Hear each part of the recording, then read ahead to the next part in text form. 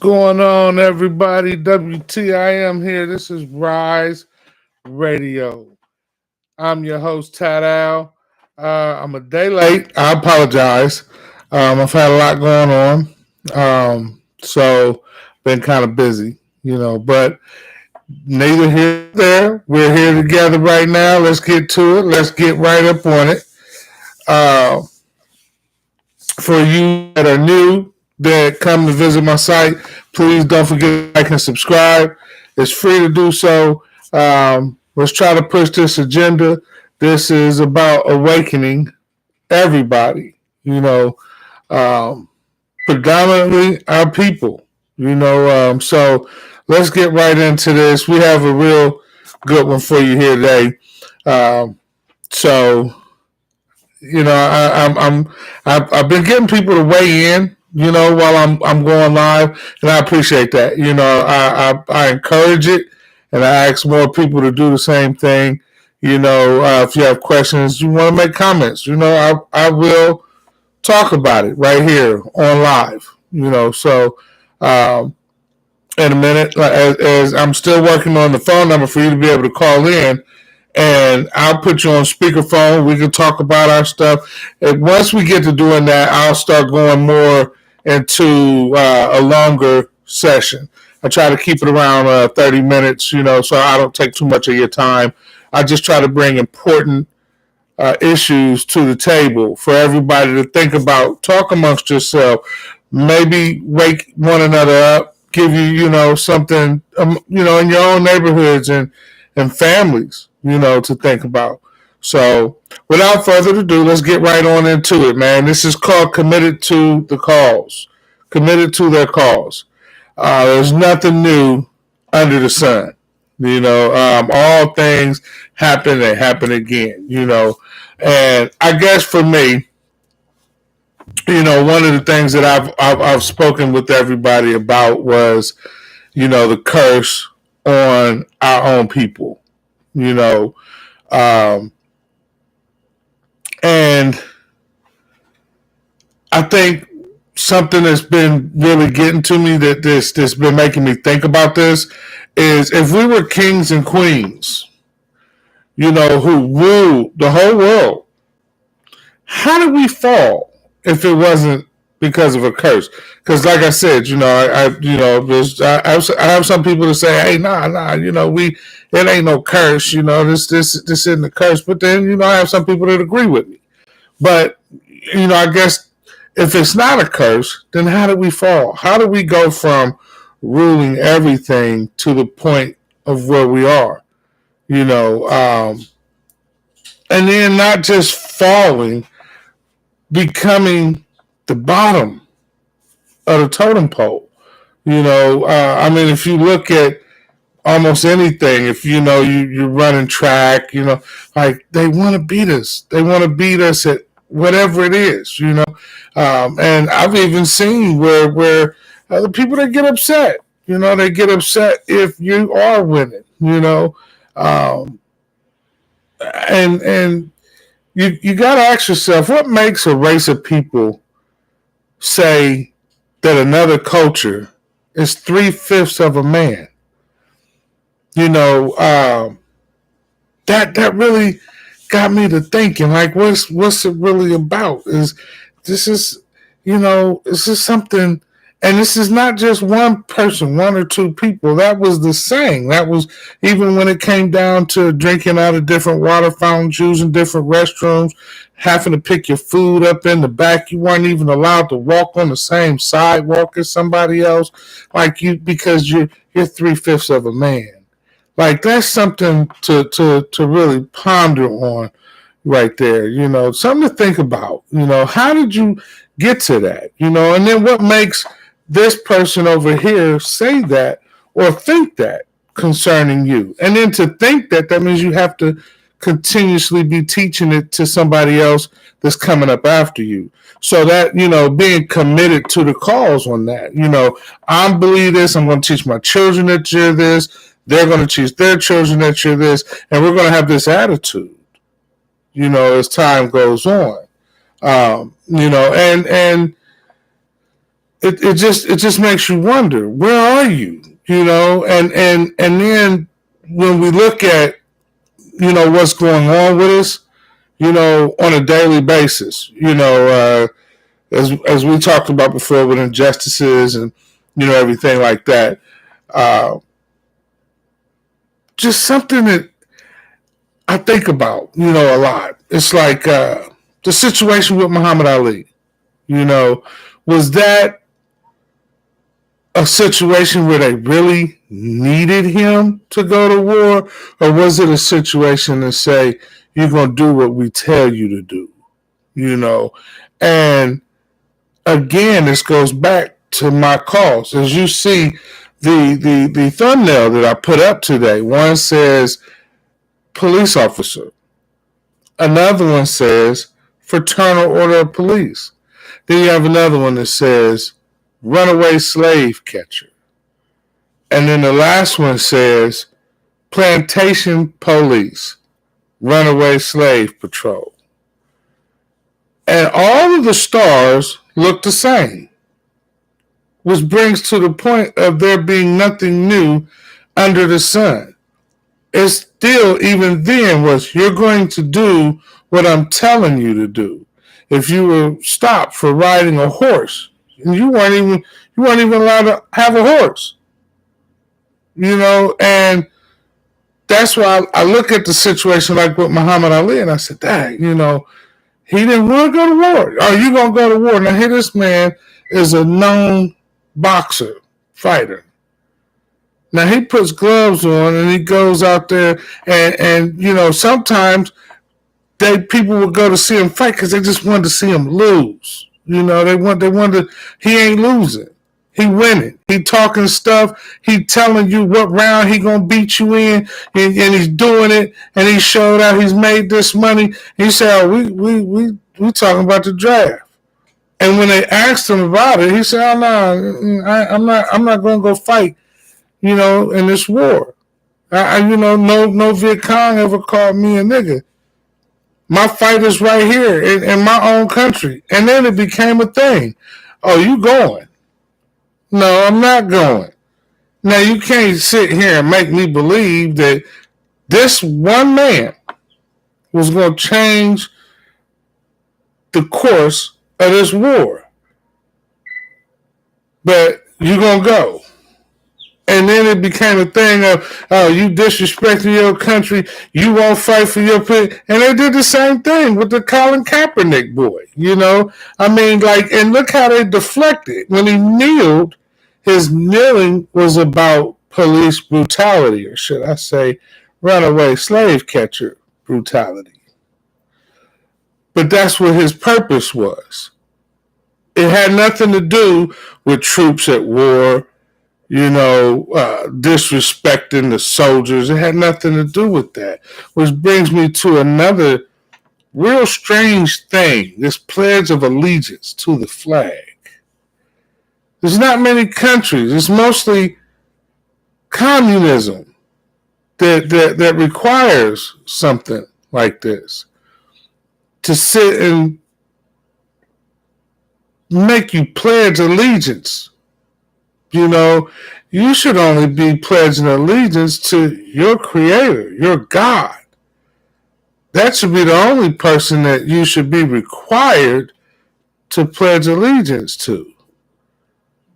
Now, if I choose that I'm going to live here or stay here, then I got to abide by certain laws. But is pledging allegiance a law? That's something I'm wondering.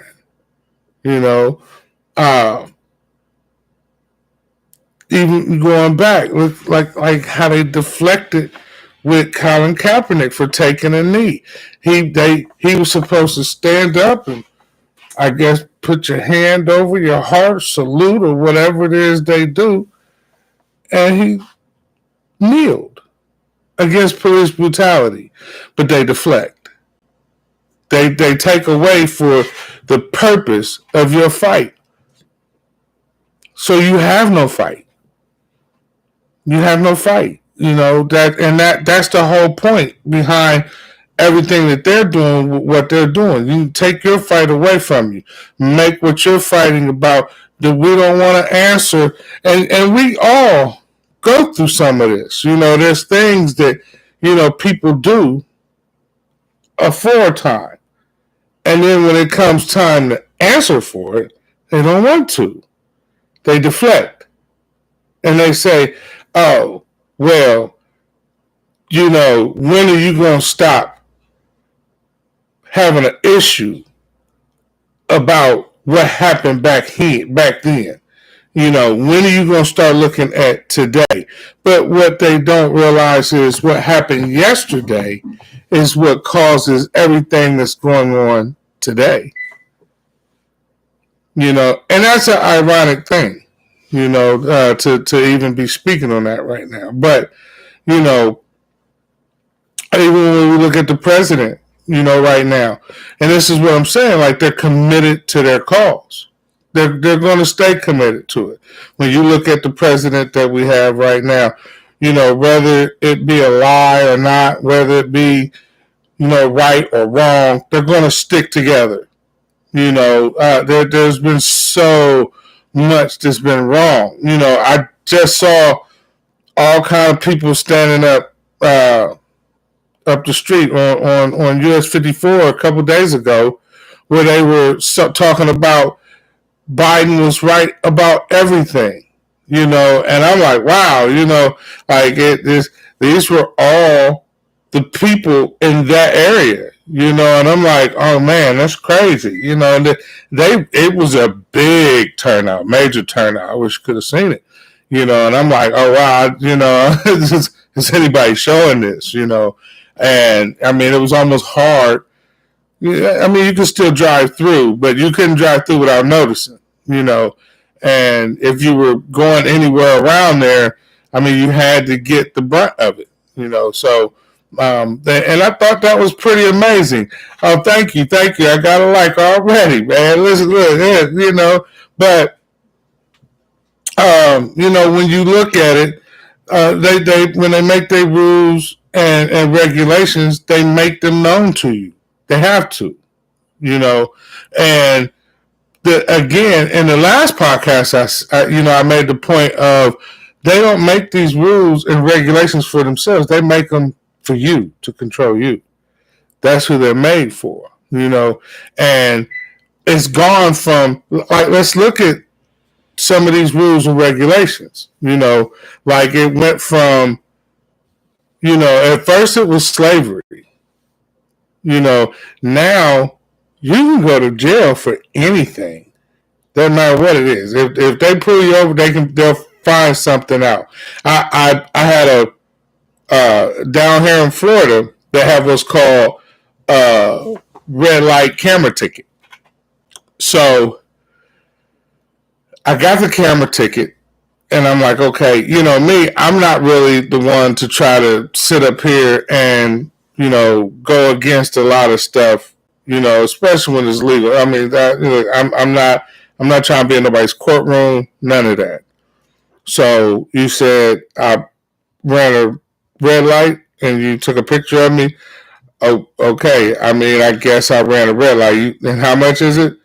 $150? Okay. All right. Well, here's your $150. And I went on.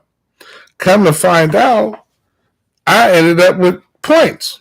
They hit me with points on my license. And then find out that if I would have went to court and contested it, they would have thrown it out. Why?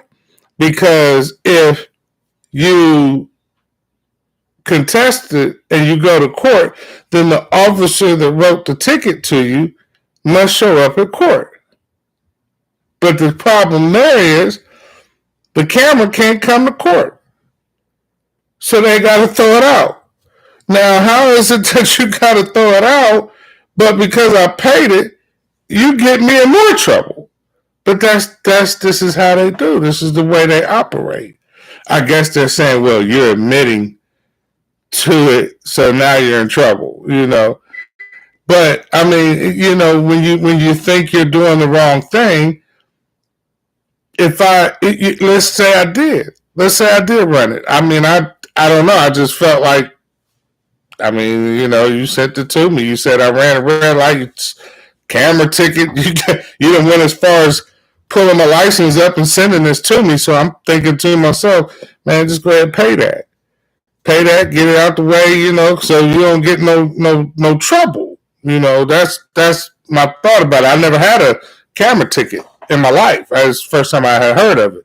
So, but anyhow, that's a prime example of how they make these laws to tie you up, to get you tied up in their whatever, their little system thing, or however they want to, say it. But at the end of the day, these are the things. That's just like the camera ticket. It was something that it had to be mentioned before they put it in the law.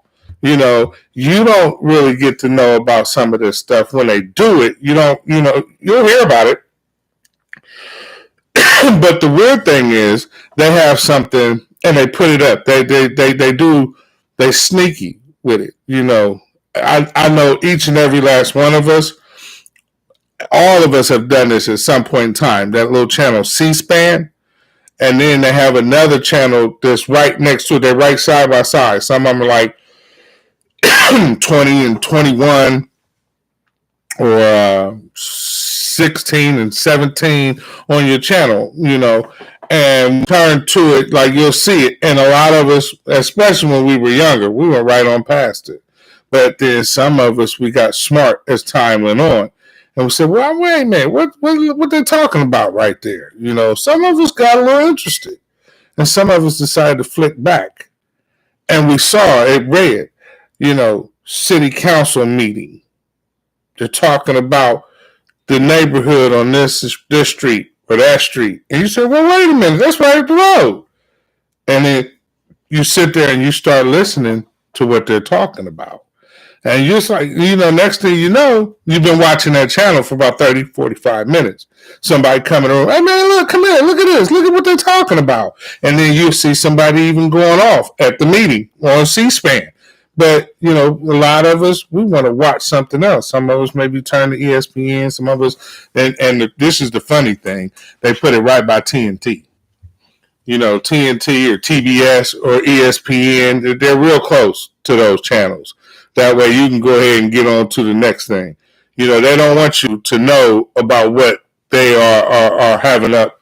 I mean, they have to tell you, that way then they can say, oh no, we televised it. It was put right there for you, for everybody, the whole world to see. If you just tuned into it, So sometimes I'm telling you this. So sometimes when you see C-SPAN or that other channel, I forget the name of the other one, but they're side by side. So sometimes when you click past it and you see them people up there talking, especially they stand up there talking to a podium, and you see like some people that look like they come from the neighborhood that's sitting in there. Go ahead, stop and just listen. Stop and listen to what they're saying just for a quick hot second, and see if it pertains to you or your neighborhood, because a lot of it is, but many of us, we turned right past it, right past it. And for me, one of the biggest things that, I think about is in all of what they do, why is their campaign never in our favor, as a people? Like it's never in our favor. Why is it that your campaign is always something that's against us as a people? And the weird thing is I've seen everybody get some kind of protection from the LGBTQ community, Chinese people that were attacking the Chinese people at one point. The Muslims were starting to be attacked. I remember one time in New York, they ran them over, because they felt like, I guess something that the Muslims had did, and they started attacking them, and they made laws against attacking them, but nobody's made a law against attacking our culture, police brutality, just continues on. And then when court comes, we're sitting there, we're hoping, we're watching with, biting nails. We're watching the news, we're watching the court case, and we're like, I hope they do the right thing. I sure hope they do. But look at my thumbnail picture, people. Look at those 4 stars, and you tell me if they're going to do the right thing. All 4 stars are the same. And there's nothing new under the sun, and that is my point to you tonight. We have to do this for ourselves. We have to, because it's just going to be the same thing. They're committed to their cause. What is your cause as a people? What's our cause? What are we here for? One of the things I posted up, I've really been at it. I don't know. Some people, they may have my Facebook page, and I posted up on there a lot of the manufacturing plants. The concrete manufacturing plant, steel manufacturing plants, medical, pharmaceutical manufacturing, the lumber yards. I posted a lot of these things up, and I'm like, none of those things are black owned. None of them. And then I turned around, I found a picture where Floyd Mayweather had enough jewelry. It amounted up to $28 million. I said, man, $28 million. And then I found Rick Ross. He had $10 million in jewelry. That was $38 million right there. And then I've seen another picture that I posted up where he had 100 cars in his front lawn. Rolls Royces, all of this. A Rolls Royce, easily $250,000 or more. I've seen them where they're $400,000, So let's just say you take 4 Rolls Royces. Now, this man had 100 cars. Let's say you take 4. That's $1 million right there. So just imagine how much in cars, 100 cars were on his lot.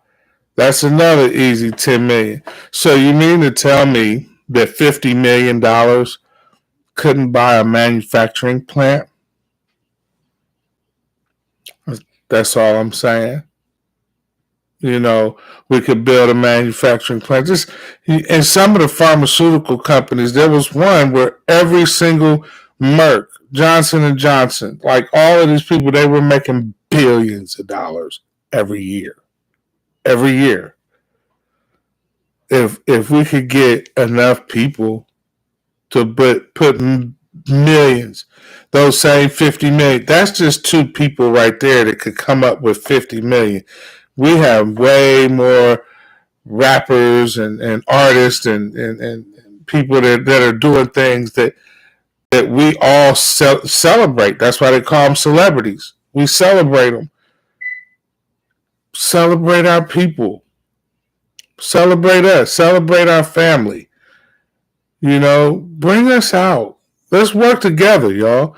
Let's work together to bring us out. And not just that. I have to say it. We have to get a God conscious back in the lives of our homes. That's the first and foremost thing for this, y'all. Without that, it's just a lost cause. You don't see this world getting worse and worse and worse by the day.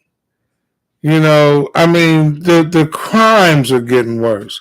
The way they're being committed, even these young folks, they're committing crimes with no heart. I just saw something the other day where a rapper was killed, and the boys followed him into a shop where he was buying a motorcycle. He went to buy a motorcycle, took the money out the bank, and they followed him. Then they tried to blame Drake. I don't know. I don't know, how this thing goes. I don't know who did what, whether it's true or not. All I know is it was senseless.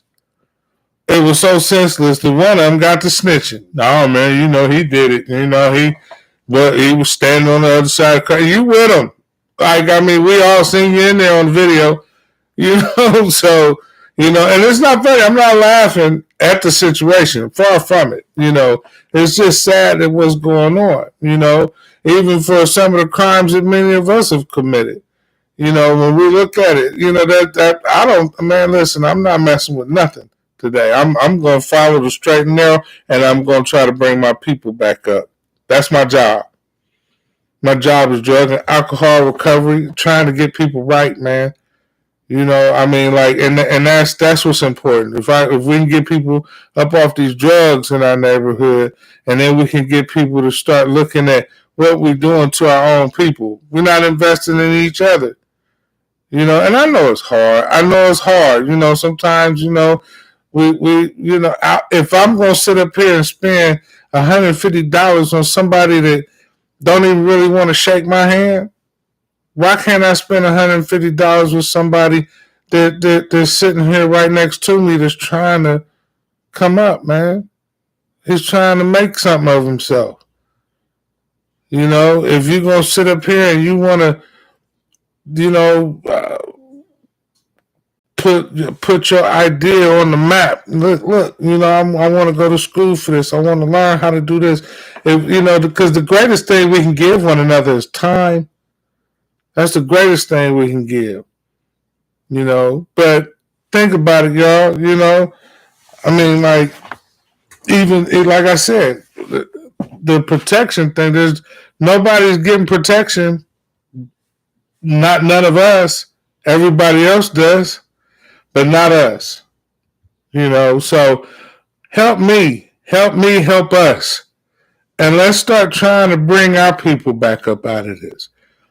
Let's start speaking life into one another, into our own, into our children, into our families. They stop people down here for teaching slavery and stuff in the schools. Teach it to them. Teach it to them at home.